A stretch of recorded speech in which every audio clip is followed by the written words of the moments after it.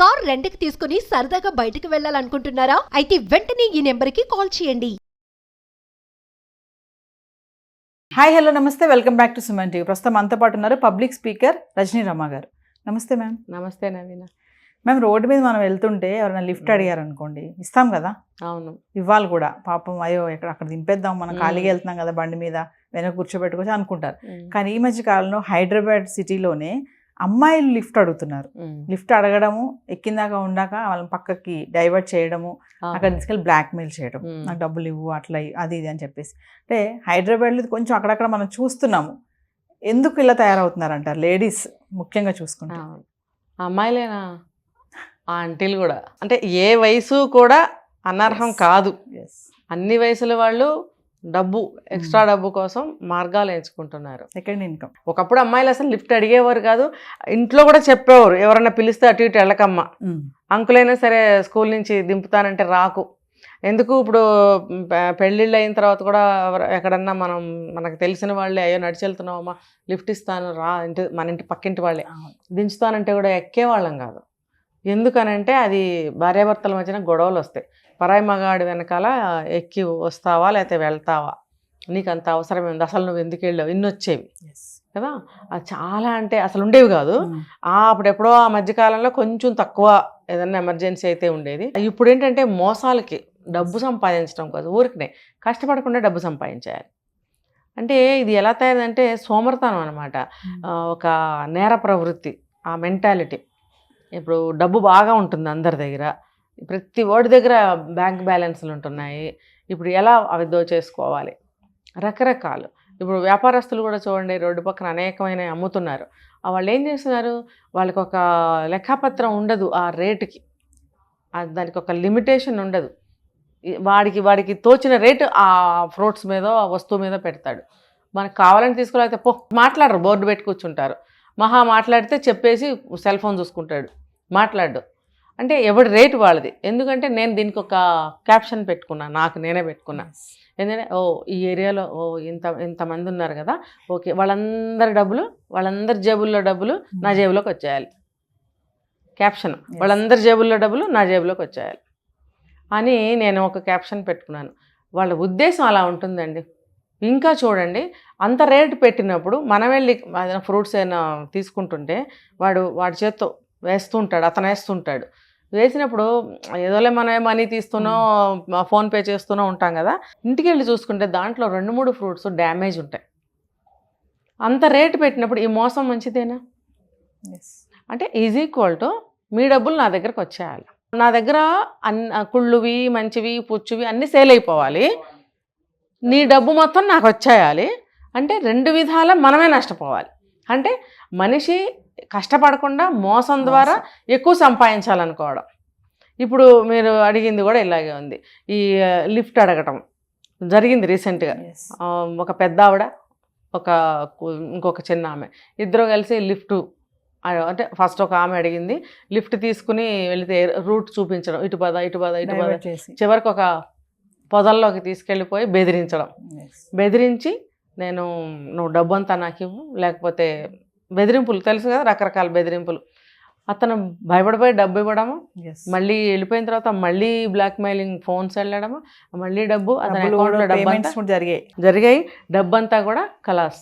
అది చాలక వీళ్ళిద్దరు నవ్వుకోవడం, మళ్ళీ వీడు ఒక బకరా మనకి ఇంకా డబ్బు ఇవ్వగలడు పదా అని చెప్పి మళ్ళీ ఇద్దరు కలిసి మళ్ళీ ప్లాన్ చేసి మళ్ళీ పలానా చోటకి పిలిపించి మళ్ళీ డబ్బులు ఆగడం.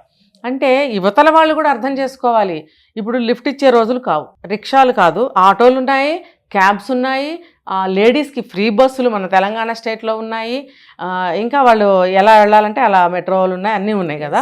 లిఫ్ట్ అడగాల్సిన పనే ఉంది, డబ్బు ఏమీ తక్కువ లేదు ఎవరి దగ్గర, మరి ఇంకా నీకు లిఫ్ట్ ఎందుకు కదా. కాబట్టి యువతల వాడు ఆలోచించుకోవాలి, ఇన్ని ఫెసిలిటీస్ ఉన్నప్పుడు నా లిఫ్ట్ ఎందుకు ఇవ్వాలి నేను? నిజంగా మూలన్న ముసలమ్మలు, కర్ర పెట్టుకొని నడిచే ముసలమ్మలుకి కూడా సహాయం చేయడానికి భయపడే రోజులు వచ్చినాయి ఈ రోజుల్లో. ఒక బాగా పండు ముసలాయన కదలలేని స్థితిలో ఉంటే, నా దగ్గర డబ్బులు లేకపోతే, చిల్లర లేకపోతే, నేను వేరే షోరూమ్కి ఎక్కడికో వెళ్ళి నేను అది ఎంత చేంజ్ తీసుకొచ్చి అతనికి డబ్బులు ఇచ్చాను. ఇచ్చి నేను వెళ్ళి బండి ఎక్కే లోపల అతను అక్కడికి వెళ్ళి సిగరెట్లు తీసుకొని కాల్చడం మొదలుపెట్టాడు. అంటే నీకు నీడా అది, నాకు లగ్జరీయా? ఇది ఒక రకమైన మోసమే కదా. ఏం లేదు, ఇది డబ్బున్న వాళ్ళు, ఇప్పుడు అందరూ డబ్బున్న వాళ్ళు మన దగ్గరికి వచ్చేయాలి, డబ్బు మనం కష్టపడకుండా.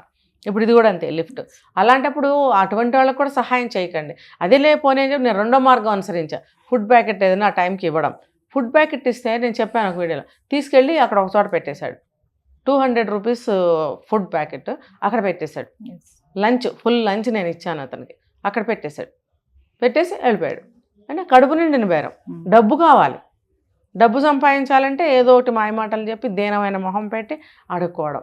లేడీస్ మేడం, మనం ఒక వీడియో కూడా చేసాం ప్రీవియస్, ఇలా లేడీస్ గర్ల్ గర్ల్స్ లాగా తయారవుతున్నారు. అమ్మాయిలు, కాలేజ్ స్టూడెంట్స్ కూడా వేరే ఊర్ల నుంచి వచ్చిన సిటీ మధ్యలో నిలబడ్డం, మాస్కులు కట్టుకొని. అంటే వీళ్ళంతా డబ్బు కోసమే ఈ పనులు. డబ్బేనండి, డబ్బే. జల్సా ఖర్చుల కోసం. పైసే పరమాత్మ. డబ్బు డబ్బు డబ్బు. అందరూ కూడా కష్టపడకుండా డబ్బు రావాలి, లగ్జూరియస్ లైఫ్ కావాలి వాళ్ళకి. అటువంటి లైఫ్ లీడ్ చేయాలి అని అంటే ఒకవేళ వాళ్ళు సంపాదించుకుంటుంటే కనుక ఆ డబ్బుతో అవ్వదు. ఇప్పుడు చూడండి, కొన్ని కేటగిరీస్ వాళ్ళు, వాళ్ళ దగ్గర కూడా బాగా డబ్బులు ఉన్నాయి, వాళ్ళు ఫ్లాట్స్ తీసుకోవడము, కార్లు కొనుక్కోవడము. మరి ఏంటండి, ఎక్కడివి? ఇలా సంపాదించిన డబ్బులే. వాళ్ళు ఏం కష్టపడి చెమటొడ్చి సంపాదించిన డబ్బులు కూడా వాళ్ళే చెప్తున్నారు ఆ మాటలు. మరి ఎవరికి తోచిన కష్టం వాళ్ళు ఎలాగోలా. మనసుంటే మార్గం ఉంటుంది. మన పద్ధతి మార్చుకుని మనం ఒక పద్ధతిలో వెళితే, ఒక మార్గాన్ని ఎంచుకుంటే, మనం నిరూపించుకోగలిగితే మనకి ఎక్కడైనా సరే ఒక పని పుడుతుంది, మనకి మన మీద వాళ్ళ కన్సర్న్ కలుగుతుంది, మనకి ఒక ఉపాధి కలుగుతుంది అనేది ఆలోచించే స్థితిలో ఎవరూ లేరు. ఎలాగోలా వేరే మార్గంలో మోసం చేసైనా, దౌర్జన్యం చేసైనా, ఎలా అయినా సరే డబ్బు సంపాదించాలని ఒక మోటివ్ కనిపిస్తుంది వాళ్ళకి. అంటే పాపం అమ్మాయే కదా అని లిఫ్ట్ ఇస్తే అంతే అంటారు. అంతేనండి. సమస్యలు సినిమాల్లో మనకు చూపిస్తున్నారుగా, ఎవరో పొడి చేసి రోడ్డు పడేసినట్టుగా, అయ్యో గవగబా వెళ్తే అది ఎంత కలర్ వేసుకొని పడుకోవడము, లేచి వాడిని అటాక్ చేయడం చూస్తున్నాం కదా.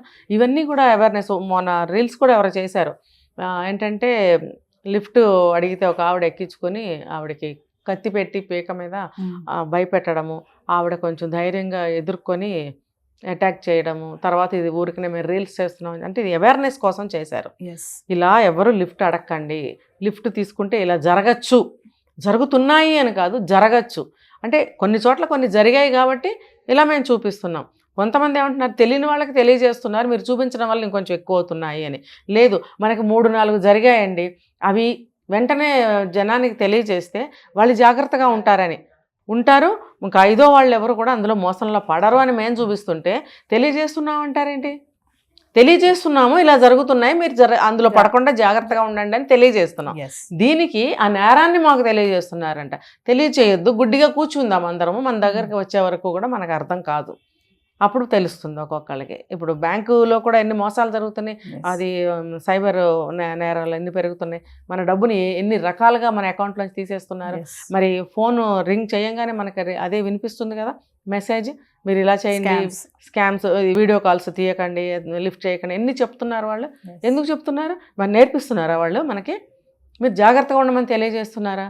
అది గ్రహించగలగాలి పబ్లిక్ అనేవాళ్ళం. ఒక మనిషిని టార్గెట్ చేసి రాళ్ళు సురుదామని చూస్తారు ఎప్పుడు చూసినా. అందులో అంతరార్థం ఏంటి, మనకి ఎంతవరకు ఉపయోగపడుతుంది ఆలోచించే పరిస్థితి లేదు. మరి అలాంటప్పుడు ఇటువంటి సిచ్యువేషన్లో లిఫ్ట్ ఇవ్వాలా అని ప్రతి ఒక్కళ్ళు ఆలోచించాలి. చెప్తే అర్థం చేసుకోరు, అంతే, లిఫ్ట్ ఇవ్వకుండా పోదాం అని అనుకున్నారనుకోండి, కొన్ని నేరాలు తగ్గుతాయి. అయ్యో పాపం ఆడకూతురు, పాపం ముసలమ్మ అనుకుంటే ఏమో ఆవిడ నిజం ఉండొచ్చు, అబద్ధం ఉండొచ్చు, ఆవిడ విషయంలో ఏమైనా జరగచ్చు. అంతగా ఏదైనా ఉంటే ఒక అంబులెన్స్కి ఫోన్ చేయొచ్చు, అంబులెన్స్ వచ్చి చూసుకుంటారు వాళ్ళు. నిజంగా రక్తంలో పడి ఉంటే అంబులెన్స్ని యాక్సెప్ట్ చేసి వాళ్ళు వెళ్తారు. లేదనుకోండి వాడు భయపడి అక్కడి నుంచి పారిపోతాడు. కాదు, అమ్మాయే కదా లిఫ్ట్ ఇద్దామని ఒకవేళ అదునుగా తీసుకుంటే మాత్రం చిక్కులో పడాల్సిందే. ఫస్ట్ ఆఫ్ ఆల్ అలాంటిది ఏదైనా జరిగితే పోలీస్ కంప్లైంట్ ఇవ్వాలి, అర్థమైందా? తర్వాత అంబులెన్స్ వాళ్ళే పిలుస్తారు. 100కి ఫోన్ చేస్తే ముందు వాళ్ళు వచ్చి చూస్తారు ఇది నిజంగా కేసా లేకపోతే నాటకమా. వాళ్ళు అవసరమైతే అంబులెన్స్ని పిలుస్తారు, ఇటు అవసరమైతే పోలీస్ స్టేషన్కి తీసుకెళ్తారు. చక్కగా చట్టానికి అప్పచెప్పడమే వాళ్ళని. Thank you madam.